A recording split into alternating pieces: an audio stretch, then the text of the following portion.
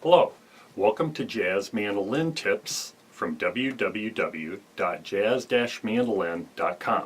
I'm Pete Martin. Learning some cliche phrases in any music style can help you sound more authentic in the music style you're playing. Cliche phrases come from common phrases that have been played on recordings by many of the great players of the style, and other players hear them and use those phrases, and then they just become part of the vernacular or part of the language of the music style. So learning and using these common phrases is always good, because in that way you will always sound like you're playing the music style. So here we're going to learn a common bebop phrase on the mandolin. This bebop lick will be played against a C7 chord. A C7 chord, which has the notes C, E, G, and B flat. A C dominant 7 is what music theory folks call it, is derived from the F major scale.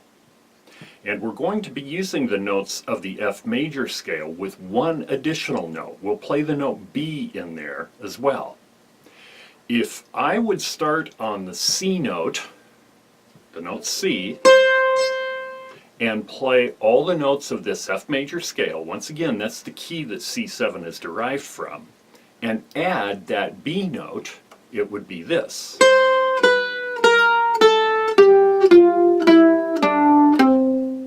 So these are the notes C, B, B flat, A, G, F, E, D, and C.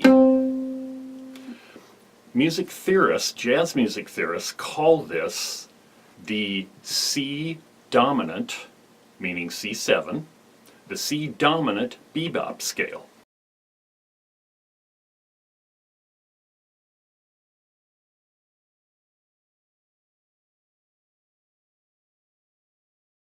These scales were used a lot in the bebop era by adding one note to the scale. And what that does is, if I start on this C note and play those notes in eighth note time, starting on the beat, it puts the notes of a C7 chord on the beat.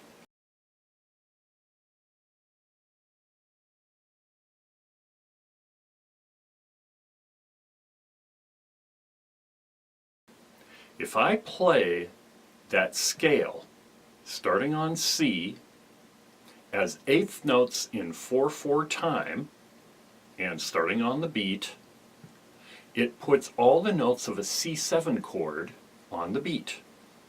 3, 2, 3, 4.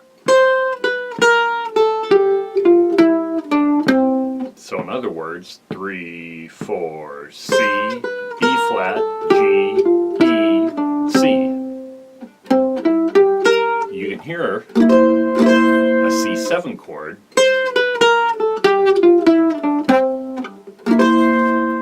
in that scale.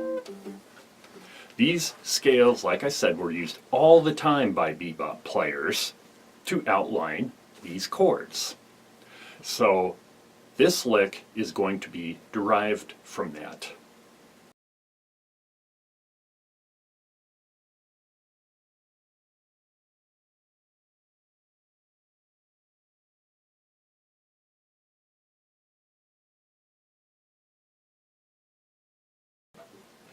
Bebop Lick 4 uses a common device that was very similar to Bebop Lick 3, but slightly different.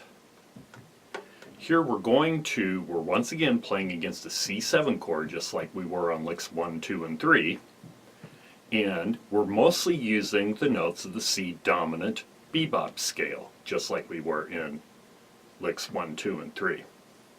We're going to start on a B flat and descend the C dominant bebop scale to E. So these are the notes: B flat, A, G, F, E. Now here's the device. Here we jump down to the fifth, the G note, and this will be open G on the mandolin, and then play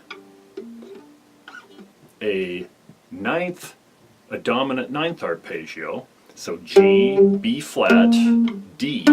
So that's a C ninth.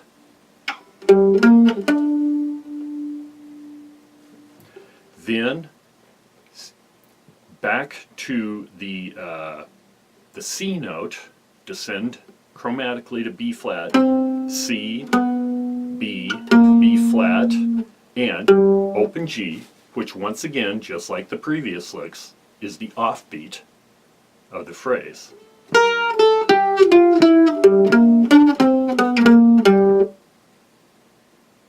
So here are the notes that I play.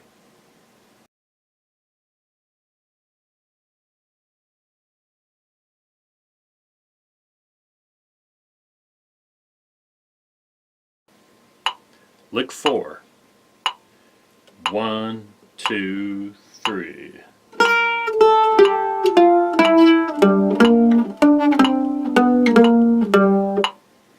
One, two, three.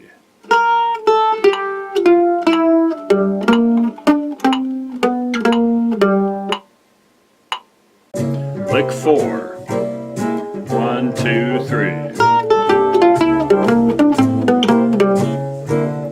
1, 2, 3.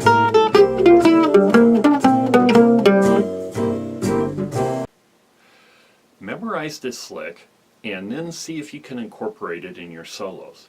Get flexible with this phrase. Learn it in all keys.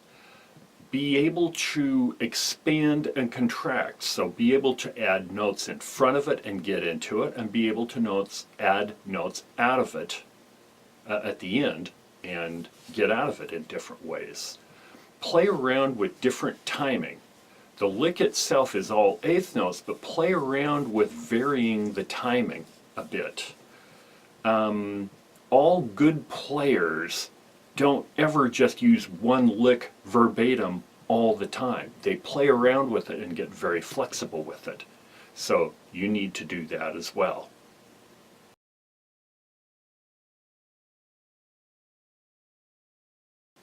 I've done several of these common bebop licks videos.